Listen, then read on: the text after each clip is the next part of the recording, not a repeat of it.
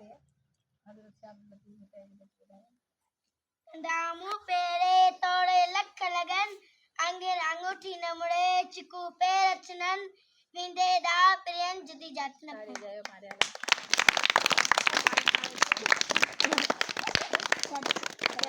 मारिया अवां खे हज़रत शाह अब्दुल लतीफ़ भुट्टाई जो बेत ॿुधायो। कंडा मूं पेरें तोड़े लख लगन अंगर अंगूठी न मुड़े चिकू पेर अचनन वींदे ॾांहुं पिरियन जुती जात न पाया। हे हज़रत शाह अब्दुल लतीफ़ भुट्टाई जो हिकिड़ो तमामु घणो वॾो सुठो ऐं ख़ूबसूरत मैसेज लिखियल आहे। हिन में अव्हांखे हिन जी सम्झाणी सम्झ में अचे थी बेट जी न? त अॼु मूं तव्हांखे हज़रत शाह अब्दुल लतीफ़ भुट्टाई जे इन बेट जी सम्झाणी ॾींदी। ठीकु आहे?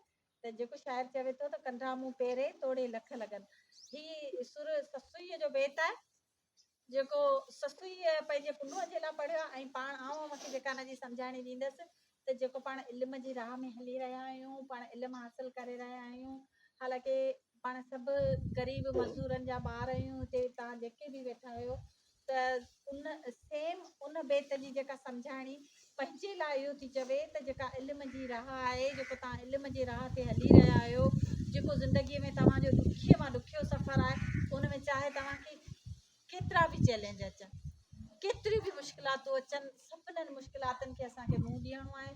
हिते पाण जे स्कूल में तमामु घणा ॿार परे खां पंधु करे अचनि था। कंहिंजे लाइ पंधु करे अचनि था? इल्मु हासिल करण जे लाइ। छाजे लाइ पंधु करे अचो था? इल्मु हासिल करण जे लाइ पंधु करणु अचो था। उन में अव्हां उञ बि काटियो था, उन में अव्हां बुख बि काटियो था, उन में अव्हांजे माइटनि जूं महिनतूं बि शामिल आहिनि, उन में अव्हांजे उस्ताद जूं महिनतूं बि शामिल आहिनि।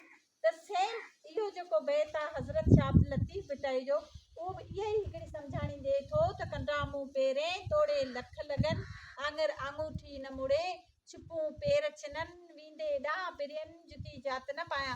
त पाण जेका पंहिंजी मंज़िल ते जंहिं ते हली रहिया आहियूं, उन में जेकॾहिं असांखे कहिड़नि बि चैलेंज खे फेस करणो पए, केॾियूं बि ॾुखायूं अचनि, पर असांखे इल्मु हासिल करणो आहे। इल्मु हासिल करणो आहे न? सभिनीनि खे हासिल करणो आहे। केरु केरु पंहिंजी पढ़ाई ते तवजो ॾींदो?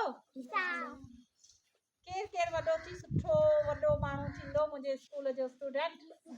अच्छा, तव्हां सभु महिनत करे पढ़ंदा न? बिल्कुलु ईअं जीअं मारिया पांखे बेत ॿुधायो हज़रत शाह अब्दुल लतीफ़ भुट्टाई जो, बिल्कुलु ईअं अव्हां महिनत कंदा न? शाबाश, मिस्ता वाइदो आहे? सही, अव्हांखे सुठो लॻो न बेत मारिया जो?